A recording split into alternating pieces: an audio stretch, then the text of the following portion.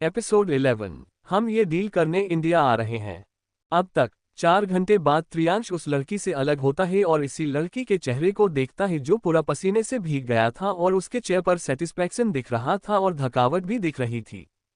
त्रियांश उससे अलग होता है और अपने हाथ में पकड़े पैकेट को उस रूम के फ्लोर पर फेंक देता है जहां ऑलरेडी कुछ पैकेट थे जो त्रियांश ने अभी कुछ देर पहले यूज किया था। त्रियांश अपने कपड़े उठाता है और उसे पहनकर उसे रूम से अपने रूम में चला जाता है। वो लड़की अधखुली आंखों से त्रियांश को जाते हुए देख रही थी पर वो उसे नहीं रोकती है क्योंकि उसे जो चाहिए था वो उसे मिल गया था, इसलिए वो लड़की वहीं सो जाती है। त्रियांश अपने रूम में आता है और वॉशरूम में चला जाता है। शॉवर ऑन करके त्रियांश शॉवर के नीचे खड़ा हो जाता है और नहाने लगता है। कुछ देर बाद त्रियांश वॉशरूम से बाहर आता है और कुछ निर्मल कपड़े पहनकर बेड पर जाके लेट जाता है। अब आगे इंडिया में रात के समय एक कार रास्ते पर चल रही थी। उसमें दो लोग थे, एक आदमी और एक औरत। आदमी की उम्र करीब 50 की होगी और औरत की उम्र करीब 44 होगी। वो दोनों कार में बैठे अपने घर जा रहे थे। वो आदमी का ड्राइव कर रहा था और वो औरत उसके बगल वाले सीट पर बैठी थी। दोनों ऐसे ही कुछ बात कर रहे थे कि उस आदमी की नज़र कार के बाहर वाले शीशे पर जाती है जहां उसे दो कार दिखती है को उसका पीछा कर रही थी। तभी उस दो कार में से एक का वाला उस आदमी के कार को पीछे से ठोक देता है जिससे वो कार एक पेड़ से जाके टकरा जाती है। वो कार उस आदमी के कार को खाई में गिराने के लिए आगे बढ़ रहे थे क्योंकि सामने खाई थी। वो गुंडे लोग उस आदमी की कार को जैसे ही फिर से हिट करने वाले थे कि तभी उनके कानों में पुलिस की गाड़ी की आवाज आती है जिसे सुन वो लोग जल्दी से वहां से अपनी कार लेके निकल जाते हैं। पुलिस जो ऐसे ही राउंड पर निकले थे उनकी नज़र उस कार पर जाती है जो पेड़ से लगी हुई थी और कार से धुआं निकल रहा था। वो पुलिस वाले जल्दी से उस रास्ते पर अपनी जीप लेते हैं और एम्बुलेंस को कॉल करते हैं और देखते ही देखते पुलिस वाले उन दोनों को कार से बाहर निकालते हैं। तब तक एम्बुलेंस भी आ जाती है और उन्हें हॉस्पिटल ले जाया जाता है। अगली सुबह न्यूयॉर्क में सुबह के 8 बज रहे थे। त्रियांश नाश्ता कर रहा था और वीर भी उसके साथ था। त्रियांश का नाश्ता खत्म जो जाता है इसलिए वो जाने लगता है। तभी वीर का फोन बजता है। वीर का भी नाश्ता हो गया था, वो भी जाने लगता है कि तभी वीर का फोन बजने लगता है जिसे देख वीर कॉल पिक करता है। सामने से कुछ बोला जाता है जिसे सुन के वीर वहीं रुक जाता है और सामने चल रहे त्रियांश को देखता है जो बाहर की तरफ जा रहा था। वीर कॉल कट करता है और त्रियांश के पीछे जाते हुए बोलता है, त्रियांश इंडिया से कॉल आया है, तुम्हारे पापा पर जानलेवा हमला हुआ है। त्रियांश ये सुन के भी नहीं रुकता है, बस आगे बढ़ता रहता है। उसके चेहरे के भाव तक नहीं बदलते हैं। वीर ये देख के शौक नहीं होता है, उसे पता है त्रियांश के बारे में। वीर आगे बोलता है, तुम्हारे माँ पर भी हमला हुआ है, वो भी उस कार में थी। ये सुनते ही त्रियांश चलते चलते वही के वही रुक जाता है। उसके चेहरे के एक्सप्रेशन बदल जाते हैं, उसके हाथों की मुठ्ठियां कस जाती है। त्रियांश खुद को संभाल लेता है और आगे बढ़ते हुए वीर से बोलता है, उस आदमी को कॉल करो और बोलो हम ये डील करने इंडिया आ रहे हैं। लड़की का फोटो भेजने के लिए बोलो, हम इंडिया उतरते ही उसे किडनैप करेंगे। इतना बोल के त्रियांश कार में जाके बैठ जाता है। वीर भी कार में बैठ जाता है और उसी नंबर पर कॉल करता है जिस नंबर से उसे कॉल आया था। वीर के कॉल करते ही सामने से जल्दी से फोन पिक होता है। वीर उसे बोलता है, हम ये डील करने के लिए तैयार हैं, आप लड़की की फोटो भेजो मुझे, हम इंडिया आते ही तुम्हारा काम कर देंगे। तो सामने से आवाज आती है, आप इंडिया आए, आपको लड़की की फोटो मिल जाएगी और आधा पेमेंट भी। वीर कुछ नहीं बोलता और कॉल कट करता है। वहीं इंडिया में हॉस्पिटल में आनंदी जी आती है। उनके चेहरे पर डर दिख रहा था, वो डरते हुए आगे बढ़ रही थी। आनंदी जी रिसेप्शन पर जाके बोलती है, धनुज ओबरॉय और शीला ओबरॉय किस वार्ड में है। वो लड़की आनंदी जी को बता देती है कि आगे से राइट और वार्ड नंबर 5 में है। आनंदी जी जल्दी से भागते हुए वहां जाती है। उस वोट का गेट खोलता है तो सामने एक आदमी था जिसके सर पर पट्टी बंधी हुई थी और उसके पास एक औरत बैठी थी, उसके हाथ में पट्टी बंधी हुई थी। उस दोनों को ज्यादा लगा नहीं था, बस थोड़ा सा ही लगा था। आनंदी जी अंदर आती हुए डरी हुई आवाज में बोलती है, भाई आप ठीक तो है ना, आपको ज्यादा लगी तो नहीं। वो आदमी आनंदी जी को देख बोलता है, नहीं आनंदी मुझे नहीं लगी है, मैं ठीक हूँ, ये कोई और नहीं त्रियांश के माँ पापा है, धनुज ओबरॉय और शीला ओबरॉय।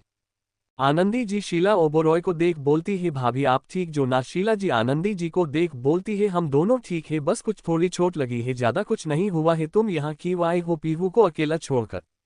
आनंदी जी उन दोनों को देखकर रोते हुए बोलती है, मैंने कहा था ना भाई, आप इन सब से दूर रहिए वरना आपकी जान पर बनाएगी। और देखिए वही हुआ, आपकी जान पर बनाएगी अगर आपको कुछ हो गया तो। धानुज जी आनंदी जी को देख बोलते हैं, मुझे कुछ हुआ तो नहीं ना, फिर क्यों रो रही हो, चुप हो जाओ। आनंदी जी उनकी बात सुनकर बोलती है, पर भाई अगर कुछ हो जाता तो। शीला जी आनंदी जी के पास आके बोलती है, तुम चिंता मत करो और रोना बंद करो पहले और जाओ पीहू के पास जाओ, उससे हम भी घर जा रहे हैं अब, और हाँ आज रात तक पीहू को घर लेके जरूर आना, ठीक है।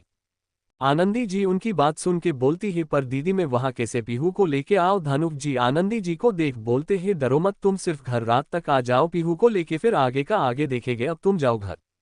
आनंदी जी वहां से निकल जाती है। शीला जी धानुक जी के पास आके बोलती है, अब क्या करें, हमारी वजह से आनंदी इतने मुसीबत में पड़ गई है, हम उसे इन सब से बाहर कैसे निकाले। धानुक जी शीला जी को देख बोलते हैं, जो हुआ है हमारी वजह से हुआ है, तो इसे हम ही शोल करेंगे। मैं आपको बता देती हूँ कि आनंदी जी और धानुक जी कोई सगे भाई बहन नहीं है। धानुज जी और शीला जी उस रूम से बाहर निकल जाते हैं और हॉस्पिटल के बाहर आके कार में बैठ जाते हैं। ड्राइवर का हॉस्पिटल से बाहर निकाल देता है। डन। कैसी होगी त्रियांश और पीहू की पहली मुलाकात, कोई है जिसने धानुक जी पर हमला किया है, जानने के लिए पढ़ते रहिए मेरी स्टोरी खलनायक। अच्छे अच्छे रेटिंग थे और रिव्यूज दे, और हाँ कमेंट और लाइक भी करो। Of bye thanks. एपिसोड 12 या डॉनन एक नंबर के रक्ष है। अब तक आनंदी जी उनकी बात सुन के बोलती है, पर दीदी मैं वहां कैसे पीहू को लेके आओ। धानुक जी आनंदी जी को देख बोलते हैं, डरो मत, तुम सिर्फ घर रात तक आ जाओ, पीहू को लेके फिर आगे का आगे देखेंगे, अब तुम जाओ घर। आनंदी जी वहां से निकल जाती है। शीला जी धानुक जी के पास आके बोलती है, अब क्या करें, हमारी वजह से आनंदी इतने मुसीबत में पड़ गई है, हम उसे इन सब से बाहर कैसे निकाले। धानुक जी शीला जी को देख बोलते हैं, जो हुआ है हमारी वजह से हुआ है, तो इसे हम ही शोल करेंगे। मैं आपको बता देती हूँ कि आनंदी जी और धानुक जी कोई सगे भाई बहन नहीं है। धानुज जी और शीला जी उस रूम से बाहर निकल जाते हैं और हॉस्पिटल के बाहर आके कार में बैठ जाते हैं। ड्राइवर का हॉस्पिटल से बाहर निकाल देता है। अब आगे त्रियांश इंडिया के लिए निकल चुका था, थोड़ी देर में उसका जेट इंडिया लैंड करता। वहीं दूसरी तरफ आनंदी जी तैयार होके हॉल में आती है और पीहू को आवाज लगाती है, पीहू बच्चा जल्दी करो, हमें रात होने से पहले ही तुम्हारे मामा के घर जाना है।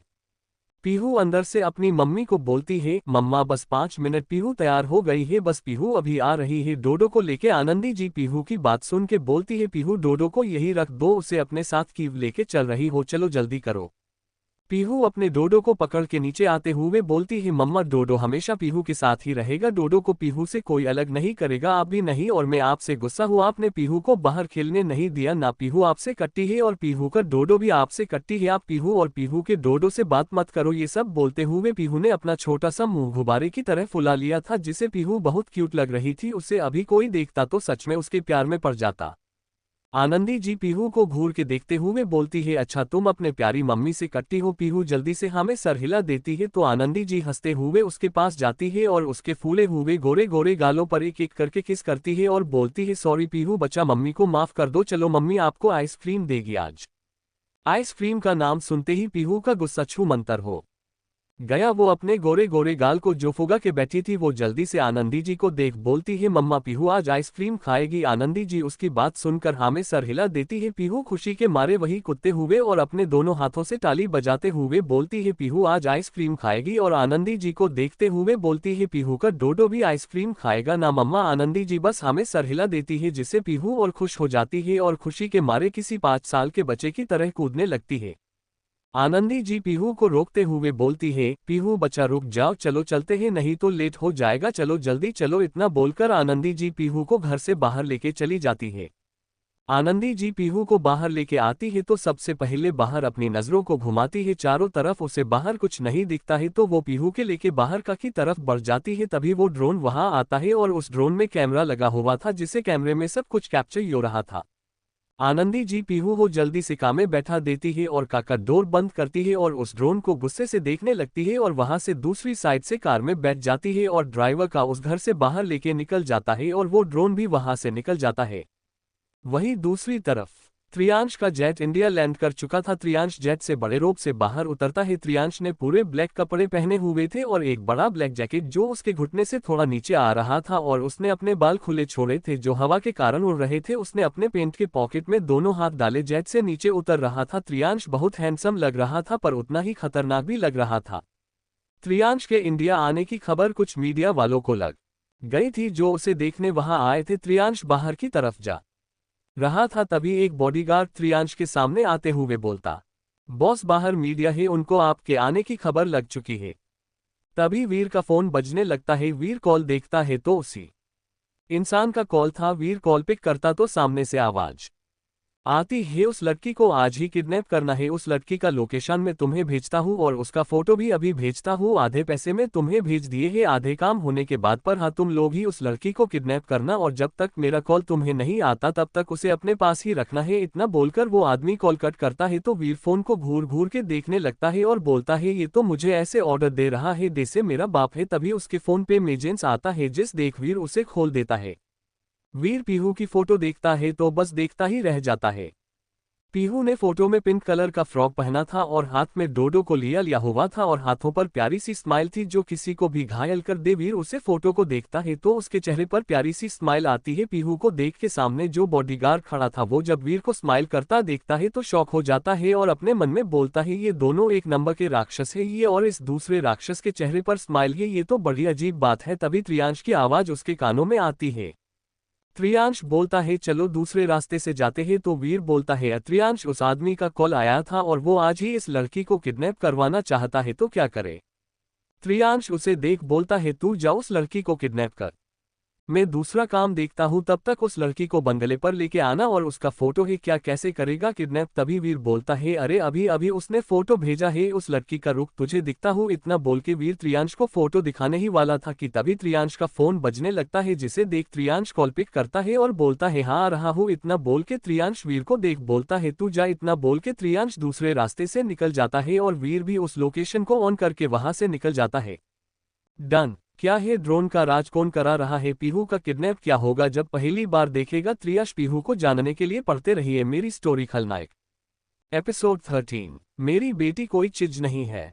अब तक आनंदी जी पीहू को रोकते हुए बोलती है पीहू बच्चा रुक जाओ, चलो चलते हैं नहीं तो लेट हो जाएगा, चलो जल्दी चलो। इतना बोलकर आनंदी जी पीहू को घर से बाहर लेके चली जाती है। आनंदी जी पीहू को बाहर लेके आती है तो सबसे पहले बाहर अपनी नजरों को घुमाती है चारों तरफ, उसे बाहर कुछ नहीं दिखता है तो वो पीहू के लेके बाहर की तरफ बढ़ जाती है। तभी वो ड्रोन वहां आता है और उस ड्रोन में कैमरा लगा हुआ था जिसे कैमरे में सब कुछ कैप्चर हो रहा था। आनंदी जी पीहू वो जल्दी से काम में बैठा देती है और काका डोर बंद करती है और उस ड्रोन को गुस्से से देखने लगती है और वहां से दूसरी साइड से कार में बैठ जाती है और ड्राइवर का उस घर से बाहर लेके निकल जाता है और वो ड्रोन भी वहां से निकल जाता है। अब आगे एक बड़ी सी बिल्डिंग, उस बड़े से बिल्डिंग के टॉप फ्लोर पर एक कैबिन था जिसमें एक लड़का बैठा था, उसके सामने लैपटॉप था, वो इस लैपटॉप में देख के मुस्कुरा रहा था। तभी वो जोर से चिल्लाता है अंधेरा। एक लड़का उस केबिन में आता है जिसकी उम्र करीब उस लड़के जितनी ही होगी 28-29 साल। सामने वाला लड़का अपना सर झुका के बोलता है भाई बोलिए क्या बात है। वो लड़का लैपटॉप से अपनी नजरें उठा के सामने देखते हुए बोलता है अधीर मेरी पीहू घर से बाहर निकल चुकी है, जाओ उसे लेके आओ मेरे पास, सामने कोई भी आए उसे जान से मार दो, पर मुझे आज मेरी पीहू चाहिए मेरे पास, समझे। इतना बोलकर वो चुप हो जाता है। अधीर बस हाँ में सर हिला देता है और कैबिन से बाहर निकल जाता है और वो लड़का फिर से लैपटॉप में देखने लगता है और बोलता है पीहू माय बाबी डॉल बहुत जल्द अब तुम मेरे पास होगी, अब तुम्हारी माँ और तुम्हारा वो माँ का मुंह बोला भाई कुछ नहीं कर सकते हैं मेरा। इतना बोलकर वो जोर जोर से हंसने लगा था। वहीं दूसरी तरफ त्रियांश दूसरी कार से अपने दूसरे काम के लिए निकल चुका था और वीर पीहू को लेने निकल चुका था। वीर कार में बैठता है तो ड्राइवर का स्टार्ट करता है तो वीर उसे अपना फोन देते हुए बोलता है इस लोकेशन का पीछा करो और जल्द से जल्द मुझे इस लोकेशन के पास पहुंचाओ। इतना बोल के वीर अपना सर सीट के पीछे लगा देता है और आंखें बंद करता है। वहीं दूसरी तरफ आनंदी जी के चेहरे पर काफी परेशानी थी, उनके चेहरे पर डर भी दिख रहा था। तभी उनका फोन बजता है तो कॉल रिसीव करके बोलती है हाँ भाई मैं निकल चुकी हूँ, बस कुछ ही देर में पहुंच जाऊंगी। तो सामने से आवाज आती है ठीक है संभल कर आना। इतना बोलकर सामने से कॉल कट हो जाता है। तभी आनंदी जी बैक मिरर से देखती है तो उसके पीछे कुछ कार आ रही थी। आनंदी जी ड्राइवर को देख बोलती है ड्राइवर जल्दी करो का फास्ट चलाओ। इतना बोलकर वो पीहू को अपने पास खींच लेता है जो आइसक्रीम खा रही थी। पीहू अपना छोटा सा मुंह गुब्बारे की तरह फुला लेती है और अपना छोटा सा क्यूट सा चेहरा आनंदी जी के सीने से बाहर निकलकर मुंह फुलाकर आनंदी जी को देखते हुए बोलती है ओहो मम्मा क्या किया आपने, देखो मेरी आइसक्रीम गिर जाती है फिर मैं क्या खाती। आनंदी जी पीहू की बात सुन के उसे देखती है और उनके चेहरे पर क्यूट सी स्माइल आती है क्योंकि पीहू के चेहरे पर उसके खींचने की वजह से थोड़ी आइसक्रीम लग गई थी जिसे छोटी सी खूबसूरत पीहू और खूबसूरत और क्यूट दिख रही थी। आनंदी जी को मुस्कुराते हुए देख पीहू मुंह बना बना के बोलती है ओहो मम्मा आप क्यों मुस्कुरा रहे हो, पहले तो आपने हमारी आइसक्रीम भी थोड़ी सी गिरा थी, अब हम दोनों क्या खाएंगे इतनी सी आइसक्रीम में। आनंदी जी उसकी बात सुन के मुस्कुरा के उसके माथे पर किस करते हुए बोलती है, कोई नहीं, बाद में दे दूंगी, अब जितना है उतना खाओ, ठीक है। इतना बोल के आनंदी जी का के व्यक मिरर में देखती है जो तो वो काज और आनंदी जी के का के पास आ गई थी। आनंदी जी ड्राइवर को देख बोलती है, ड्राइवर जल्दी करो, हमें जल्द से जल्द ओबरॉय मेंशन पहुंचना है। तभी वो को पीछे दो का थी, वो आनंदी जी की का को ओवरटेक करते हुए आगे आती है तो ड्राइवर जल्दी से का ब्रेक लगा देता है क्योंकि उसके सामने दो का खड़ी थी, उसका रास्ता रोक के। आनंदी जी बाहर देखती है तो थोड़ा डर जाती है, फिर अपनी बेटी को देखती है तो उनके अंदर ताकत आती है और वो अपने मन में बोलती है, मेरे जीते जी में तुम्हें कुछ नहीं होने दूंगी। इतना बोल के आनंदी जी पीहू को बोलती है, पीहू का से बाहर मत आना, मैं अभी आए। हाँ, पीहू भी अपनी मम्मा को देख बोलती है कि मम्मा आप बहरा जा रही हो। आनंदी जी हाँ में सर हिला देती है और का से बाहर निकलकर सामने वाली कार को देखती है। सामने वाली कार से कुछ गुंडे बाहर आते हैं और एक का गेट खोलते हैं जिसमें से अधीर बाहर आता है और सामने खड़ी आनंदी जी को देख मुस्कुराने लगता है। आनंदी जी उसकी मुस्कुराहट देख चिढ़ जाती है और थोड़ा आगे बढ़कर अधीरा को देख बोलती है, क्या काम है अधीर की, रास्ता रोका है मेरा। अधीर आनंदी जी की बात सुन के मुस्कुराते हुए आगे बढ़ के बोलता है, ओहो छोटी मासी इतना गुस्सा की, मैं तो बस यहाँ अपने भाई की चीज लेने आया हूँ। ये सब बोलते हुए अधीर आगे बढ़ रहा था जिसे देख आनंदी जी गुस्से में आग बबूला होते हुए बोलती है, मेरी बेटी कोई चीज नहीं है समझे, और हाँ आगे मत आना, भूलो मत कौन हूँ। तभी अधीर भी बोलता है, आप भी मत भूलो हम कौन है। इतना बोल के अधीर का की तरफ आगे बढ़ता है कि तभी आनंदी जी उसका रास्ता रोकते हुए बोलती है, रुक जाओ अधीर वरना अच्छा नहीं होगा। अधीर आनंदी जी को ऊपर से नीचे देखते हुए बोलता है, आप रोकेगी मुझे छोटी मासी, आपको लगता है आप मुझे रोक पाएंगी। इतना बोलकर अधीर आके बढ़ जाता है जिसे आनंदी जी उसे रोकने की बहुत कोशिश करती है पर रोक नहीं पाती है। अधीर का के पास आके काका डोर खोलता है और अंदर बैठी पीहू को देख मुस्कुरा देता है। पीहू उसे देख डर जाती है क्योंकि वो कभी किसी से ज्यादा मिलती नहीं थी। अधीर पीहू का हाथ पकड़ के उसे का से बाहर निकालता है और उसे ले जाने लगता है। आनंदी जी उसे रोकने की बहुत कोशिश करती है पर हर बार नाकामयाब हो जाती है। पीहू अपनी माँ को रोता देख वो भी रोने लगती है और अपने छोटे छोटे हाथों से अधीर के बड़े हाथों पर मारने लगती है जिसे अधीर को कुछ भी फर्क नहीं पड़ता है। आनंदी जी अधीरा के सामने आती हुए बोलती है, अधीरा रुक जाओ वरना अच्छा नहीं होगा। तभी अधीरा के मुंह पर एक जोरदार चाटा आके लगता है, अधीरा का मुंह एक साइड हो जाता है। आनंदी जी जल्दी से अपनी बेटी का हाथ पकड़ के अपने पास खींचती है और का की तरफ बढ़ जाती है। तभी एक कार वहां आगे रुकती है। अधीरा का गुस्सा बढ़ चुका था, वो अपने साथ जितने आदमी लाया था उस सबको आनंदी जी को पकड़ने को बोलता है। आनंदी जी उस कार में बैठकर आगे निकल जाती है। उसके पीछे अधीरा की का होती है जो उनका पीछा कर रही थी।